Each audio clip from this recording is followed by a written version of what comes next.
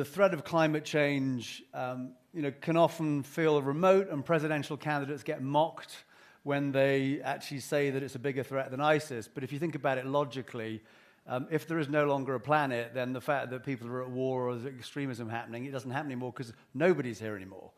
And there are really significant national and international security threats as a result of climate change. And here to delve into them with you is a very distinguished panel. First up, Lieutenant Colonel Hal Bidlack, formerly of the US Air Force and now a national security advisor. We then have Sharon Burke, Foreign Policy Magazine correspondent and senior advisor to resource security, followed by Tucson's own Eric Holthaus, who's a meteorologist for Slate Magazine and one of the top 10 climate influencers on Twitter. And finally, to chair the panel, please give a big hand to the founder of the Planetary Security Conference, Alexander Verbeek of the Stockholm Environment Institute. If you could all come up on stage, please.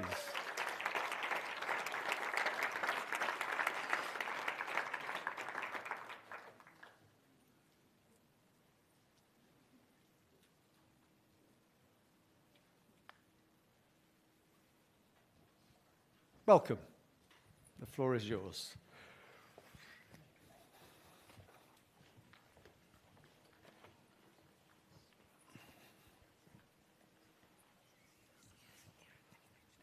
No, please.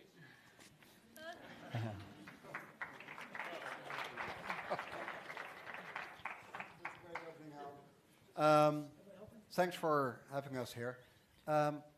When we talk about climate change and security, I've never started with something like holiday pictures, but I came here a few days earlier. I've been traveling around a bit, and this is the fascinating state of Arizona where we are. This is like 4 days ago, and this is 3 days ago in the Grand Canyon, and this is another one.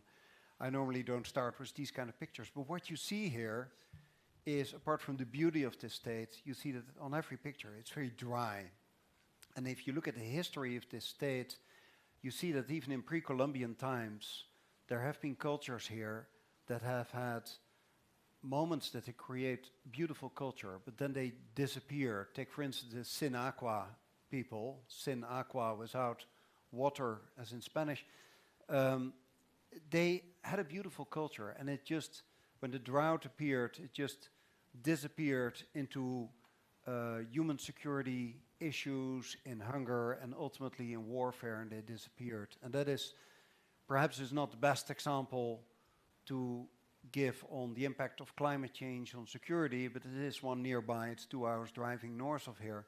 But we've seen those kind of impacts of climate change on security a lot in the past. If you look at the disappearance of the classic Maya culture or Angkor Wat or those cultures.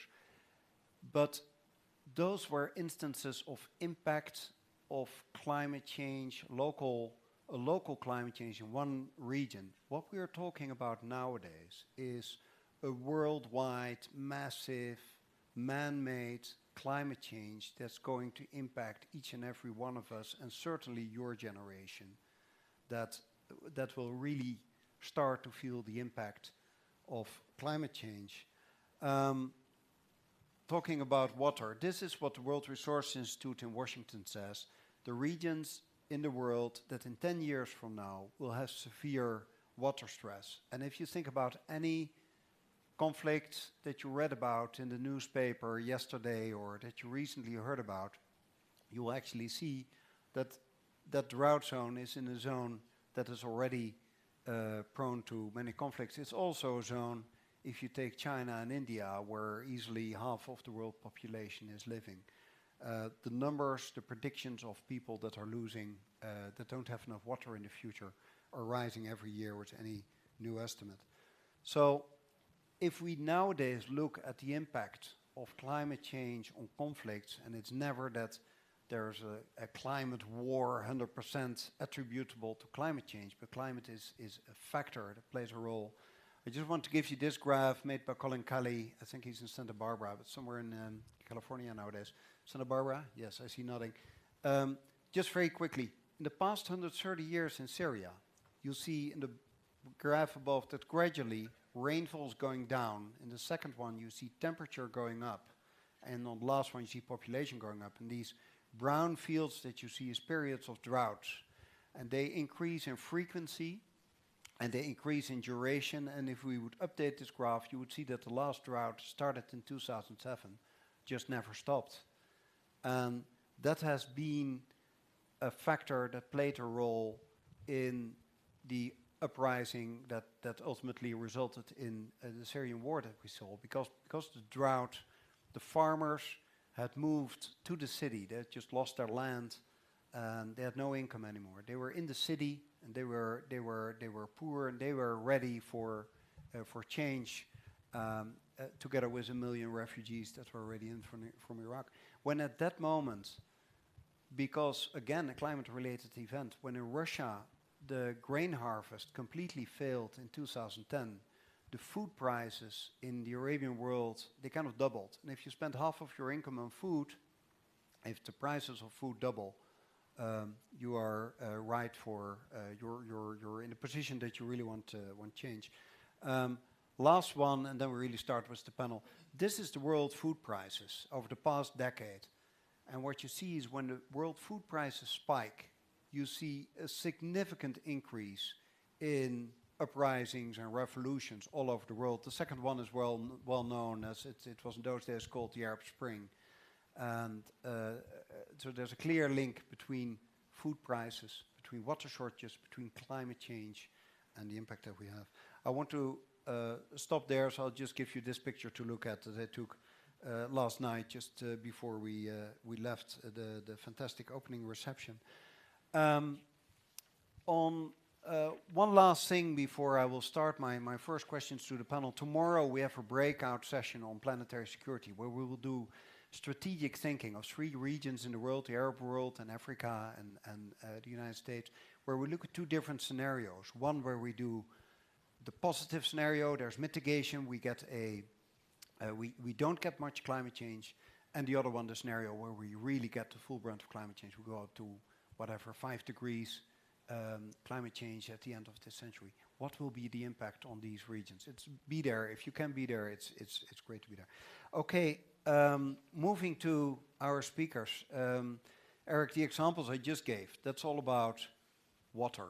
Is it only water that we should fear, or are there more issues coming up when we talk about climate and security? Sure, yeah. So we talk about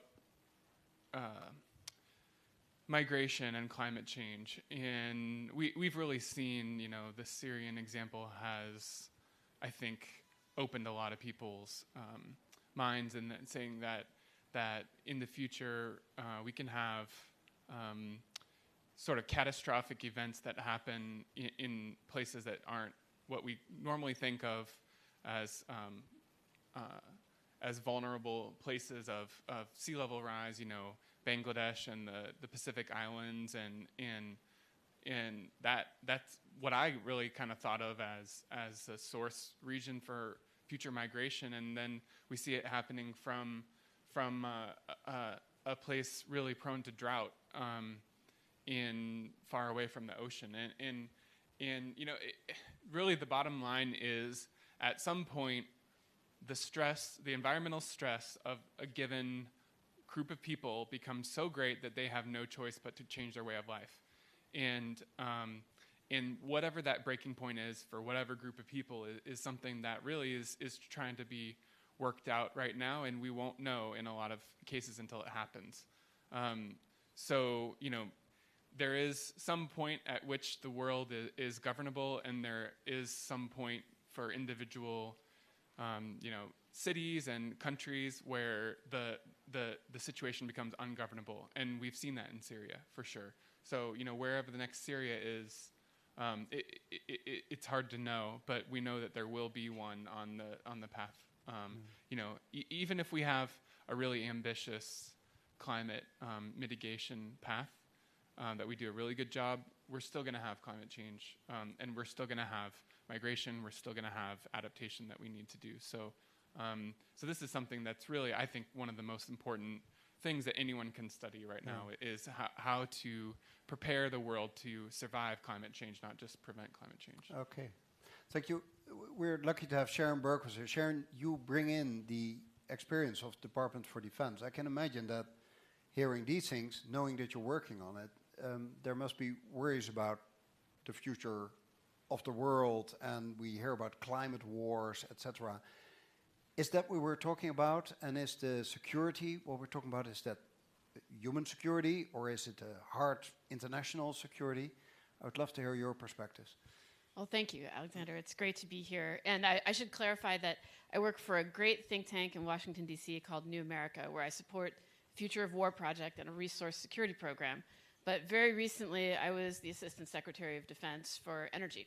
So it was my job to help the military change the way it uses energy and the energy it uses. So climate change was part of that. So I've done a lot of thinking on this and a lot of action with the military, and we'll hear from Colonel Hal here in just a minute more about that. The distinction between human security and hard security, there is one, and it's both. It's all of these things, right? So what is human security? What does that mean? It really means, can you get a job? Can you go to your workplace without putting your life at risk? Can you put food on the table for your family? Can you get water? Can you get energy? Do you have power? Is it safe for your children to go to school? At its most essential, that's what security is. That's what we mean by human security. And in a lot of places in the world, you can't take that as a given.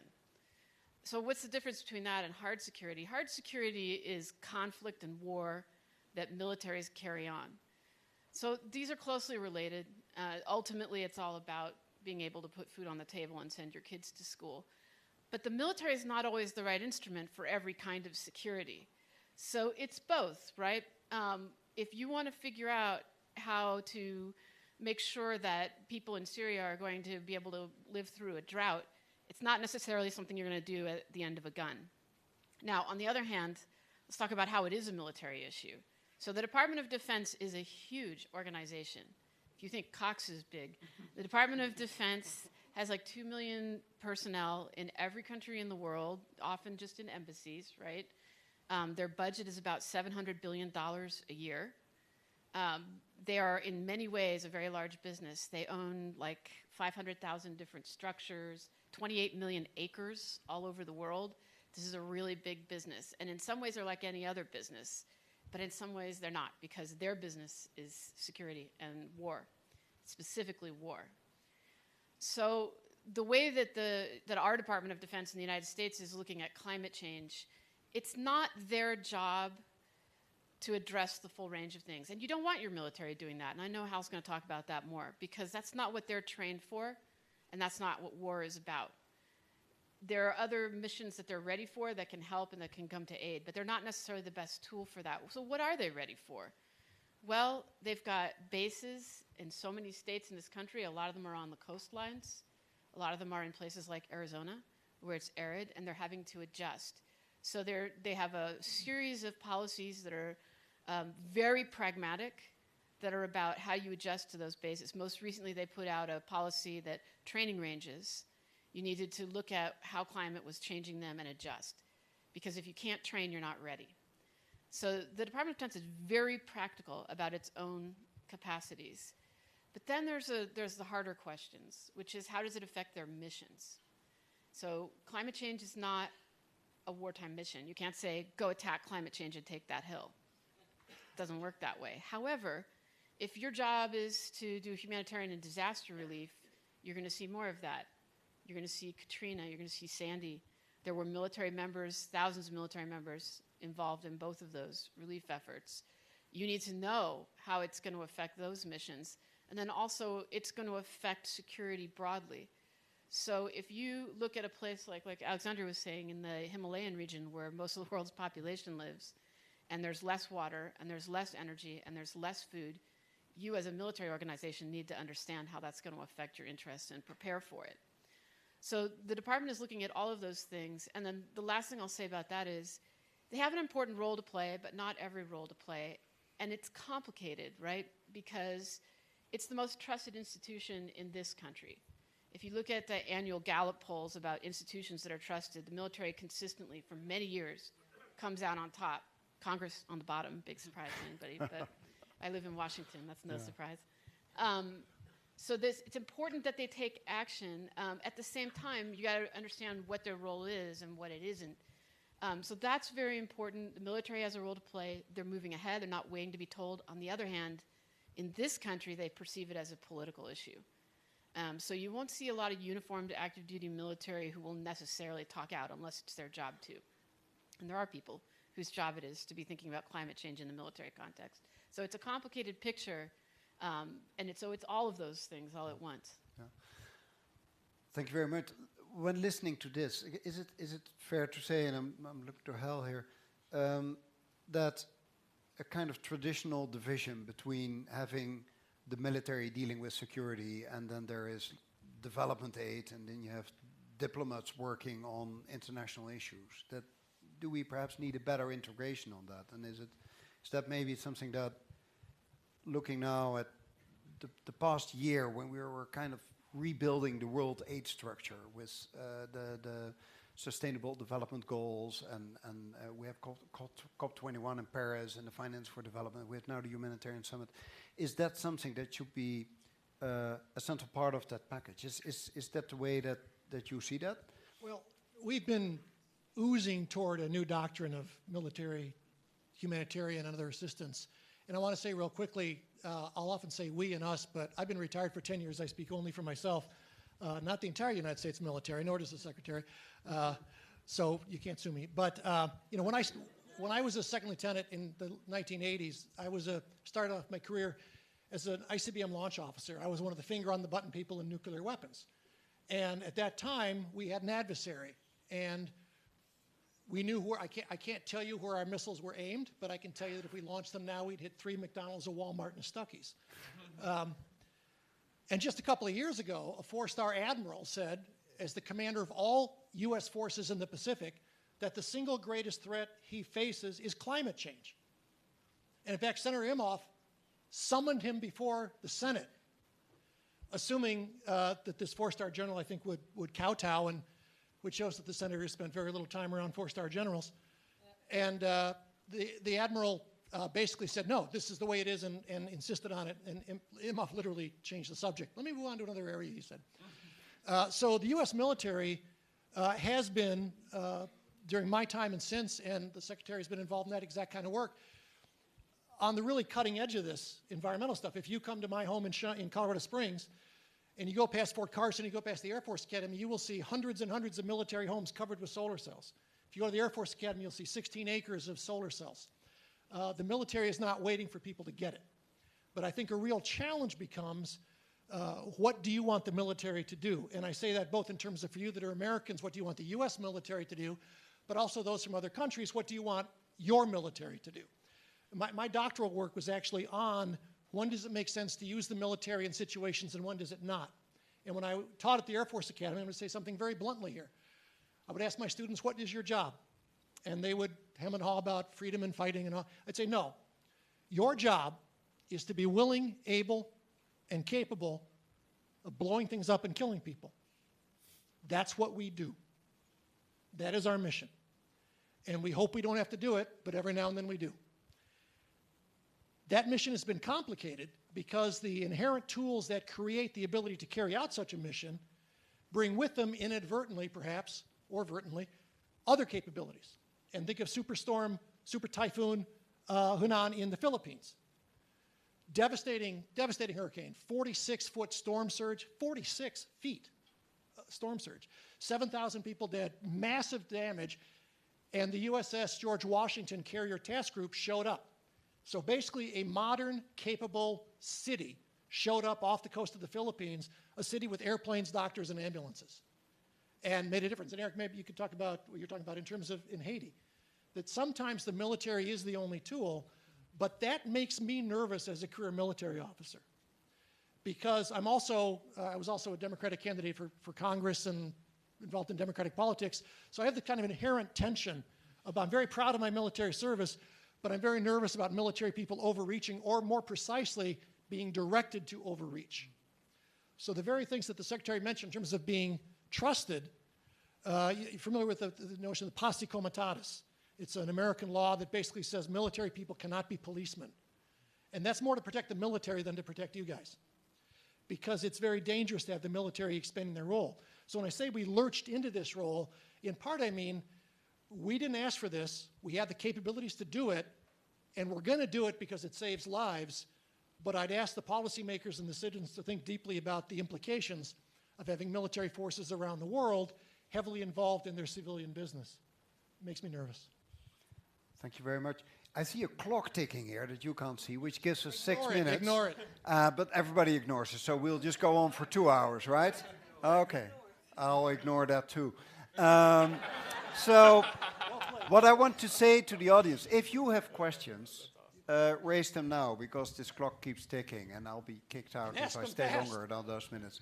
So, but in the meantime, think about it. In the meantime, last short question, looking back at Eric. Think about this next generation that's sitting here in a room that soon will take up influential positions in society. And keeping in mind the debate that we just had, mitigation itself, that was long, so making sure that we don't get more greenhouse gases, that was for a long time the aim. But we can't ignore adaptation anymore. What should we do? If you would mention a few things that really needs to be picked up by the next generation on adaptation, what would be your priorities? Sure. Yeah. So in the 90s, we had the Rio Summit in '92, which sort of launched us on a path to really pay attention to the environment on a global scale for the first time, and we had at that point we probably had about a 30-year window, to really bend the curve on climate change and reduce global emissions, and we have done actually zero in that time. Where if you look at the IPCC report from 1992, had a few scenarios. We've been tracking above the worst case scenario of that time. So everything that we've done, everything that you have ever heard of that has ever been done on climate change has done absolutely nothing. Basically, when it comes to mitigation, on the path of curving that path downwards. And actually in the last year or two, we're starting to see a little bit of dip below that worst case scenario. So it's finally starting now, what is it, like 23 years later. So we've sort of missed the window in a large way of mitigation. We need to move towards adaptation and thinking about at least weighting adaptation equally in international conferences. So something that is happening is that we have we have the international the climate talks that are talking about the Paris Agreement was the culmination of decades of talking. I feel like we need to have another Paris Agreement for laying out how are we going to deal with what we already have in the pipeline? And I mean, that's what I would leave to you guys to say, like, what in your lifetimes unfortunately you're going to be experiencing sort of this super rapid change that's already been locked in, and I think it would be fascinating to hear from some of you guys to see what you would want to prioritize. The first thing that you would want to prioritize that would make the world a more secure place, maybe, when it comes to climate. That's a wonderful question to ask to the audience. Can I ask some suggestions on prioritization? Yes, please. There's a microphone coming. Well, I live very close to Arizona. I live South Sonora, so it's 8 hours driving from here.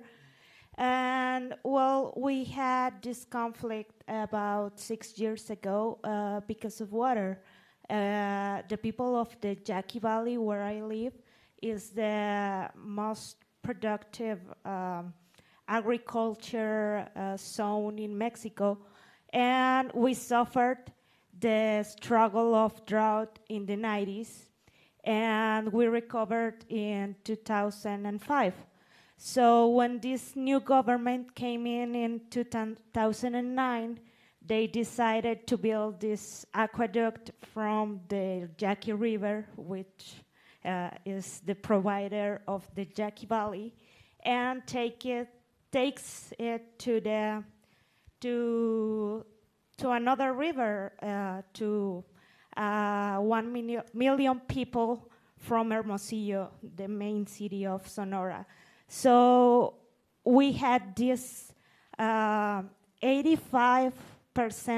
of the population. I do polls, so I know for a fact that 85% of the population were in disagreement with the government about this plan, because at some point we're going to have another drought. We don't know if it's going to start this year or next year or perhaps in 20 years, but we know that the next drought is going to affect not only the 100,000 people that live in the Yaqui Valley, but 3 million people that is expected to be in Sonora for the next time. So I think that even that we know the consequences because we already lived them, if we don't teach people how the impact goes to their pocket, we knew it because we lost jobs, we lost food, we lost security, and many people migrated. So, thank you. if you don't, We're out of time. sorry, Alexander, can I just make a quick comment, which is A very quick one. climate change can be a real flashpoint. There's no question about it. But at the same time, if every drought caused war, Tucson would be in big trouble. So it also can be a force to bring people together to solve problems. And I think that's the way we all have to look at it, because what choice do we have? So we'll have to, and every problem like that, water management is a great solution all over the world. So it can be a flashpoint or it can be a force to bring people together. And we have to find ways to solve these problems. And your area will too. You'll have to. yeah, Thank you very much, yes. Sharon. And What I meant is that if we don't teach people that it impacts their lifestyle, people won't move. that's People a very won't good do remark. anything. Thank you very much. Briefly summarizing, I hear educating the people, I hear the need for good governance, I hear technological solutions as well, and I hear the very good remark that water historically has more often been a force of bringing people together than creating war, but the risk is certainly there. Thank you very much for your remarks. Thank We're you done. very much for this Sorry. panel, and thank you for giving me a full minute extra. Thanks a lot.